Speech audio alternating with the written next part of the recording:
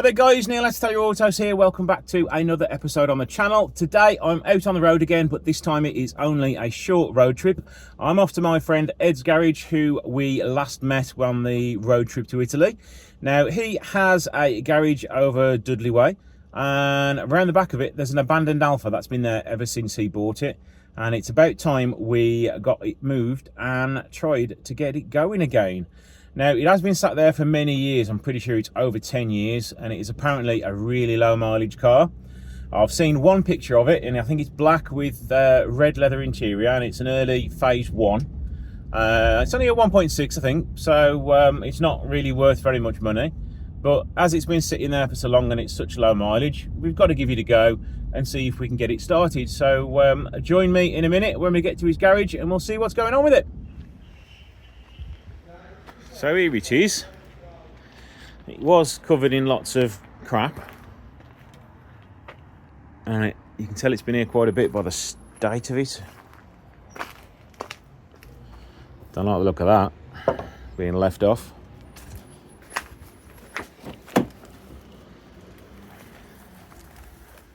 And you can tell it's low mileage. Look at the seat bolster there, not much wear on that at all. The original dashboard and everything in there. I mean, the steering wheel, look at that, that's got no wear on it at all.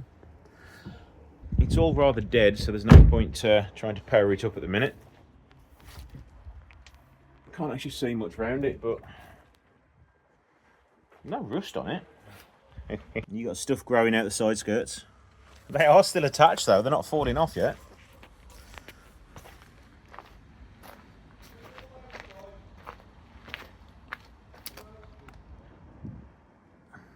What does concern me, as you know, I said about the Calibra, about it stood against a wall where it can never dry out, and that does concern me.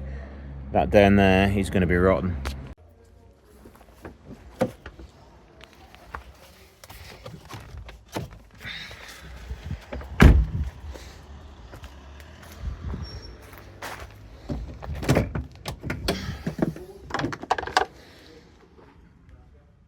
Dry.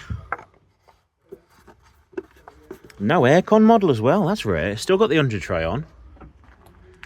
Other than being filthy, it's all there. Still got coolant in it. Still got oil in it, which is clean oil. Just a few spiders and cobwebs around.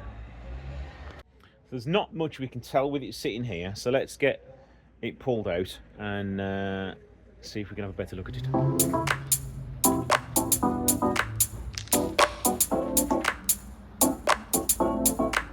Hello, camera. Remember me?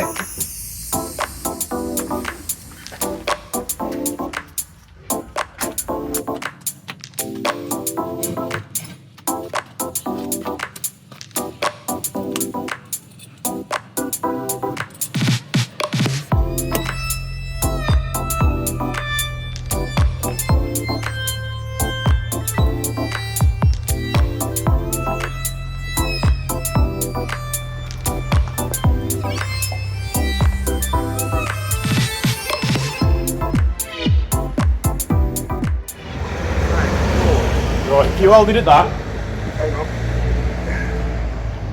should pull that round. I don't think you will. I'll tell you why. It lit the wall. No, there's enough there now. Oh, do you reckon? You might just have to titivate it a little bit. Tell you what. Oh, I'm getting out of the way of the camera. Yeah. It's alright.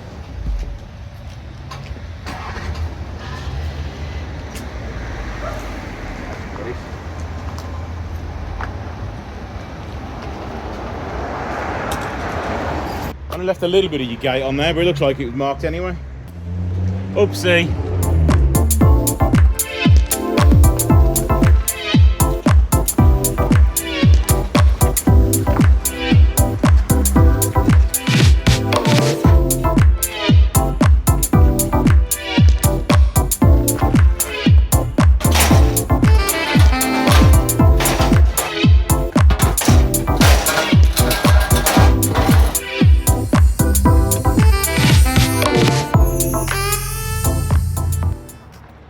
Right, stick a jump pack to it and see what it does.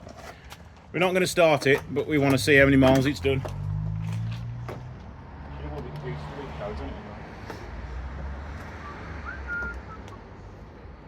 I reckon in the 20s. 3 out. Yeah. Go on.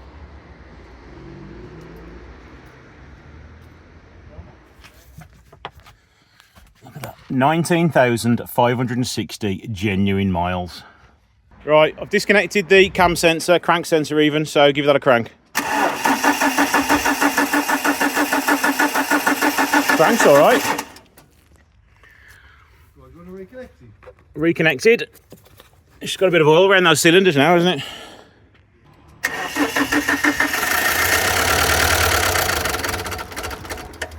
Shut up. Hang Does on. it keep cutting out? I wonder if that's the problem. Could be crank sensor though. Yeah. No, it wouldn't be cranks, it's starting. It's tapping.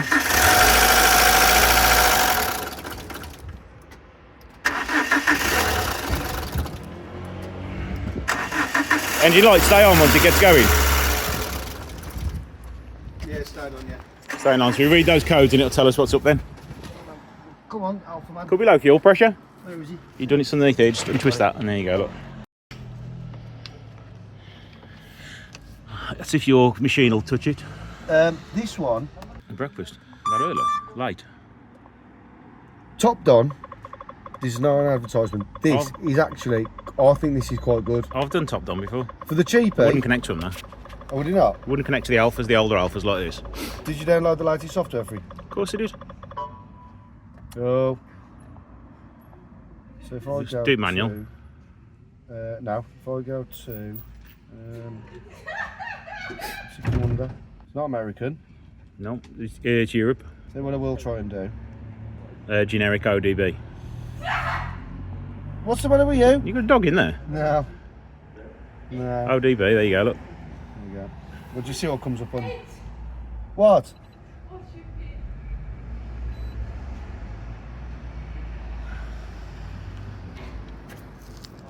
Oh, it's going to be 3 hours searching for that now, isn't it? Yeah. Go on, push enter.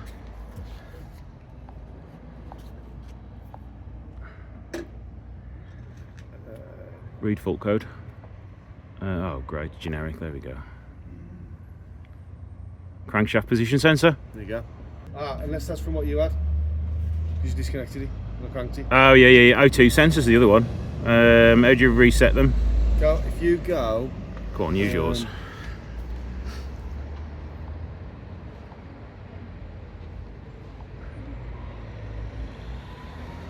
It's going to come back with nothing now, bet you. You come back with nothing, then crank it again. So.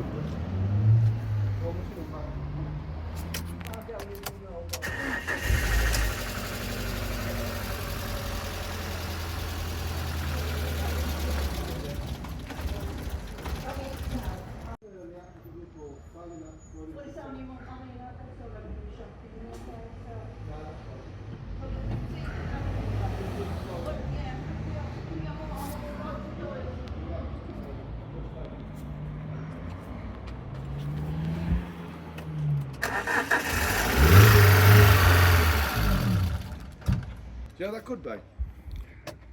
Fuel pump. It sounds like it gets it. It could be. It could be. There's no fault code come back. Can I read them again? I'm trying to think back, have I had this fault before? No fault codes?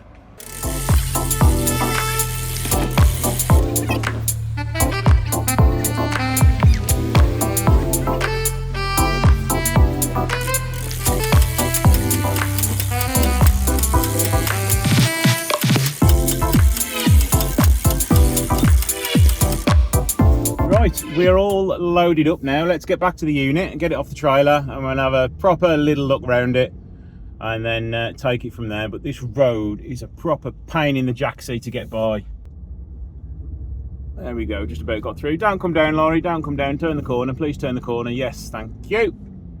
So what do you guys think of that then so far? I think that was a pretty good buy. I don't think there's much wrong with it, to be honest.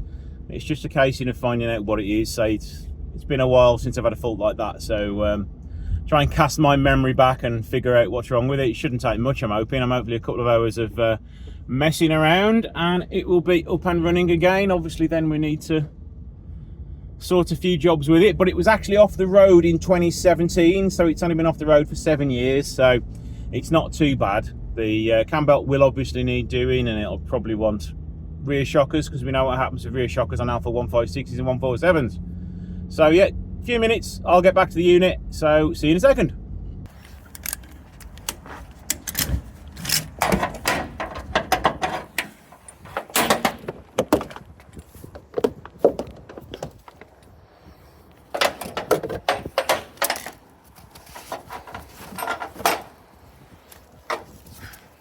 Just a quick look underneath it while it's on the ramp. Doesn't seem too bad. Anti-roll bar bushes are a little bit cracked at the back, but I can't see anything rust wise, so it may have held up pretty well.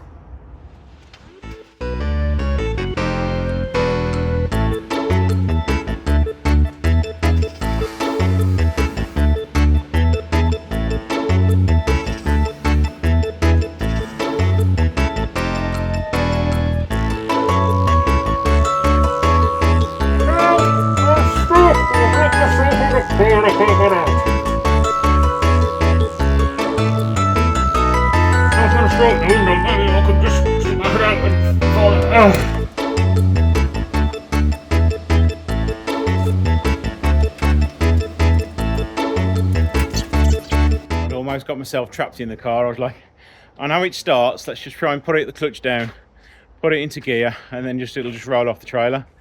But unfortunately the clutch isn't working, it just goes straight to the floor.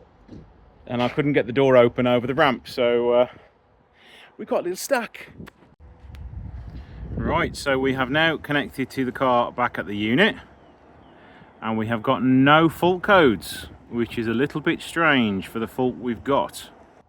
So right, if we've got no fault codes, let's start with the very first basic thing, is the airflow meter, because they are well known for misbehaving on these cars. So let's disconnect it and see if it starts and runs.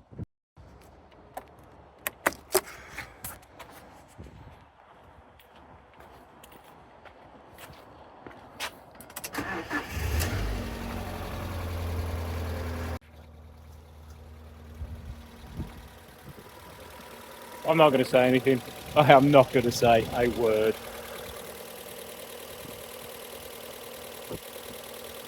Laid up for 7 years, and I've fixed it in 30 seconds.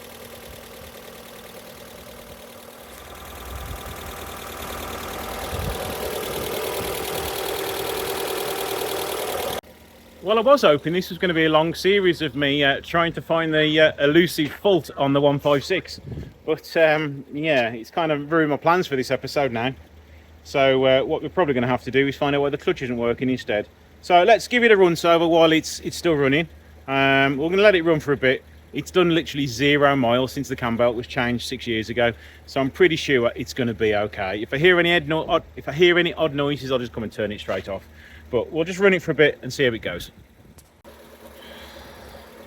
So the interior, it is pretty much mint. Yeah, we've got some leather cracking on here, but it's old leather now. Interior pretty much unmarked, a few little seat bolster marks, that's it. Passenger seat is perfectly fine. Again, some leather crackage on that side.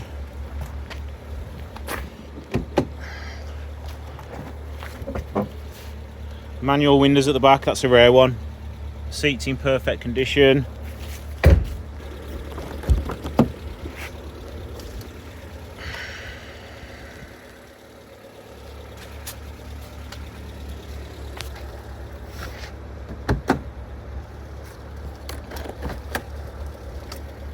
Look at that, look, mint. So let's have a little closer look at the bodywork. I mean, I did scrape it on the front there, but as you can see, that wasn't me that did that, so that would have wanted painted anyway, so I can eliminate that bit of damage there. Common areas for them to go on the bottom of the wing, that looks okay. Bottom of the doors looks okay. Apparently it had disc pads at the front not too long ago.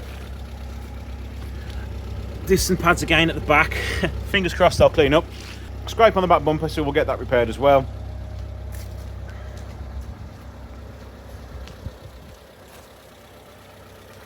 Again, other than stuff growing down there, it looks okay. And the same down there, a little bit of rust coming through down there. 5 minutes later, still going strong. And the airflow number is 309. I think I've got one of those upstairs. So I'm just going to nip upstairs, see if I can find one. We'll swap that over, and then fingers crossed it's all fixed.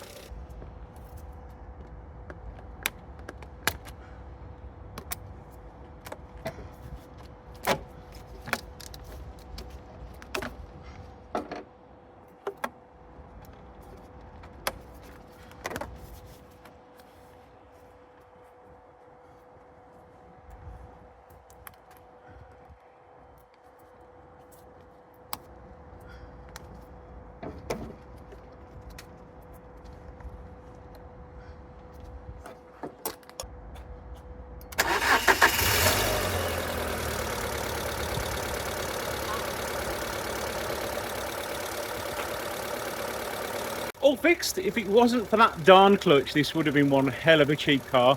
But now I've got to order a clutch for it and fit a clutch. So I'm going to give it a clean, and then we can get it in the unit and get a clutch put in it. Yeah, I think the thrust bearing must have given up inside the clutch while it was sitting doing nothing for so long. Let's just clear the fault code for the airflow meter, as I left that disconnected while it was running. All gone. Codes will not be coming back. 19,560 miles. No fault codes. And the engine sounds pretty sweet for not running in 7 years. Yes, I've been a little bit naughty in starting it up and not wetting the bores and stuff like that. But as it's only 7 years, it can work well with that. There's no issues with that. The oil was clean. It's got the right amount of oil in it. Yes, the cam belt is due on time only, but it's literally done no miles since it's had the cam belt done. So I am very impressed with this. So what do you guys think I should do with it? Should I strip it, scrap it, or should I do it all up and then sell it at an auction maybe? Unless somebody wants to offer me a nice amount of money for it, with the new clutch all cleaned up and the bumper scuffs repaired.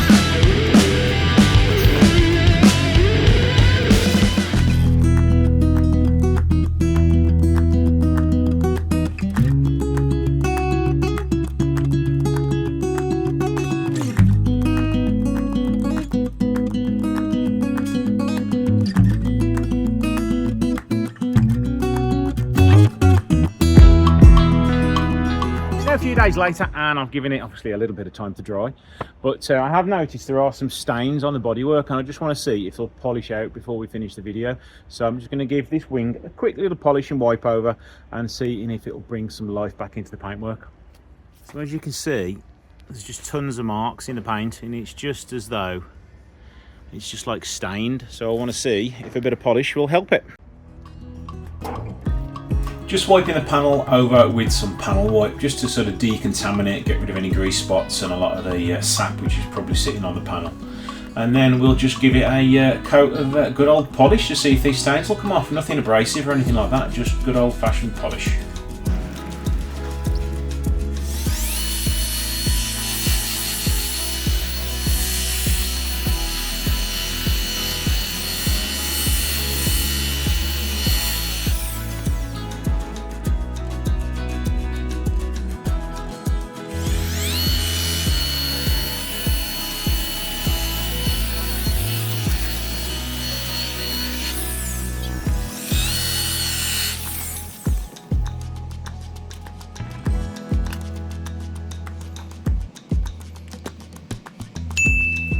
And I think that's most definitely a yes for a quick 5-minute polish. So it's good to know that we don't have to worry about repainting the whole car because the lacquer's starting to peel off. It's just years and years of grime and muck has built up on the paintwork, and it just needs a little bit of a polish to bring it back to life. So next thing to do is to try and get it into the unit and get that clutch changed, but that's not for today, that's for another week. So join me in the next episode and we'll get the clutch done on this, change the tyres, give it an MOT, polish the rest of the bodywork, and then we'll see how much we can sell it for. Don't forget to like, share and subscribe, and I shall see you in the next episode.